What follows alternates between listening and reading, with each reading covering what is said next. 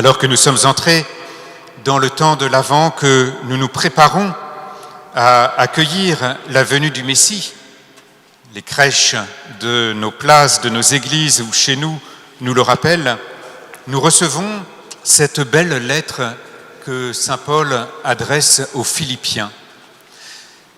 Cette belle lettre où il laisse parler son cœur d'apôtre et à laquelle tout pasteur peut s'unir.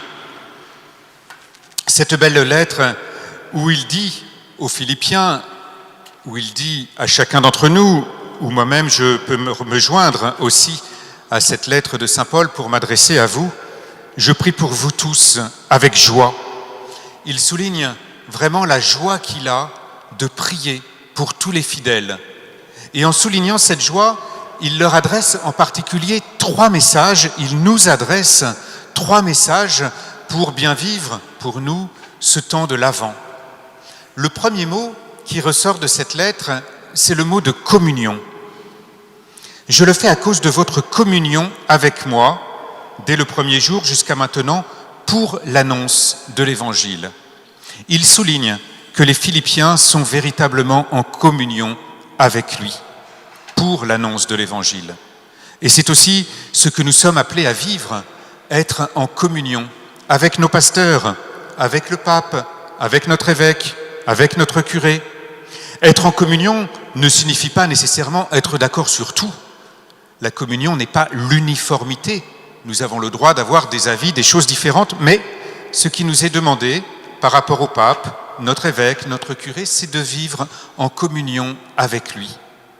Cette communion est importante, Jésus le souligne dans le passage du lavement des pieds, quand il dit à ses apôtres, c'est à l'amour que vous aurez les uns pour les autres, que tous reconnaîtront que vous êtes mes disciples.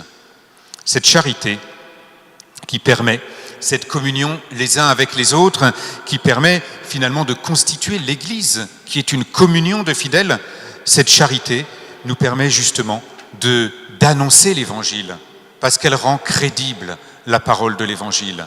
Montre-moi ta foi qui n'agit pas, moi c'est par mes actes que je te montrerai ma foi, dit saint Jacques.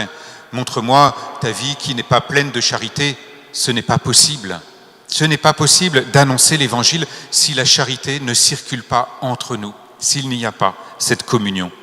Et nous pouvons, d'une part, désirer profondément cette communion, demander à Dieu cette communion entre nous, et bien sûr, d'autre part, œuvrer pour cette communion entre nous, en essayant, dans les petites choses quotidiennes de la vie d'une paroisse, de travailler toujours à l'unité, jamais à la division. Ne devenons jamais complices du diviseur. Le diable, c'est lui qui cherche à mettre la division dans notre propre cœur, la division entre les personnes, la division avec Dieu. C'est lui qui réalise cette œuvre et ne devenons jamais ses complices en choisissant vraiment, comme le souligne ici saint Paul pour les Philippiens, en choisissant vraiment de travailler à la communion pour l'annonce de l'Évangile. Premier mot, qui peut être un lieu d'effort particulier pour ce temps de l'Avent, la communion. Deuxième mot qui ressort de cette lettre, même si saint Paul ne l'emploie pas directement, c'est le mot de grâce. J'en suis persuadé, celui qui a commencé en vous un si beau travail le continuera jusqu'à son achèvement au jour où viendra le Christ Jésus. Dieu a commencé à travailler dans notre âme.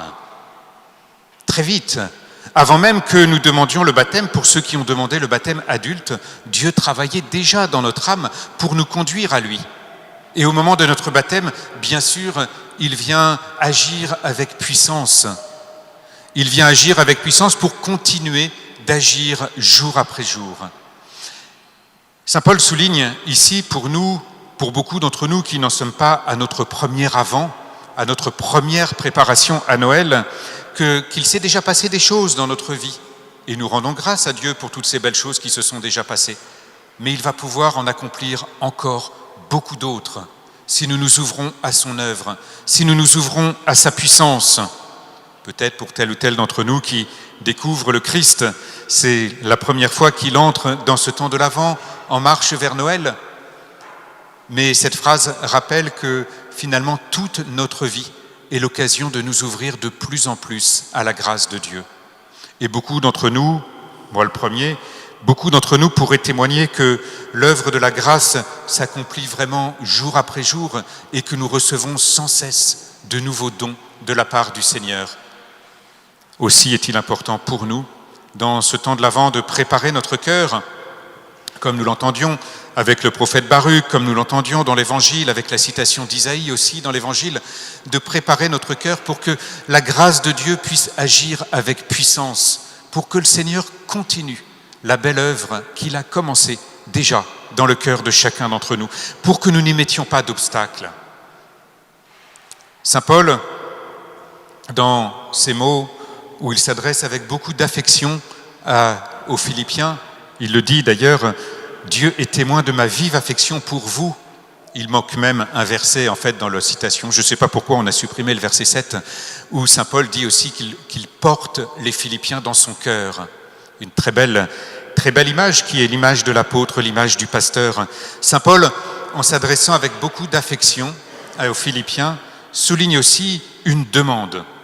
Dans ma prière, je demande que votre amour vous fasse progresser de plus en plus. Après la grâce, il y a aussi les mérites. La grâce est première parce que Dieu agit dans notre cœur avec largesse, avec puissance. Mais le Seigneur nous invite à collaborer à son œuvre. Il nous invite à collaborer à son œuvre, à faire de nouveaux progrès. Comme le dit encore saint Paul dans un autre passage, faites donc de nouveaux progrès. Et là, il demande que cette charité qui est en nous nous permette de progresser de plus en plus, que nous puissions faire un pas de plus, que ce temps de l'Avent soit l'occasion d'un progrès supplémentaire. Alors ce ne sont pas forcément des grands pas que le Seigneur nous propose de faire. Nous savons bien que nous sommes fragiles et que parfois aussi nous sommes tentés de viser très haut. C'est bien de viser haut, de désirer quelque chose de haut, mais avec réalisme aussi, sans oublier là où nous sommes. Et il est bon de chercher à poser un pas qui est à notre mesure, puis un autre pas, puis un autre pas.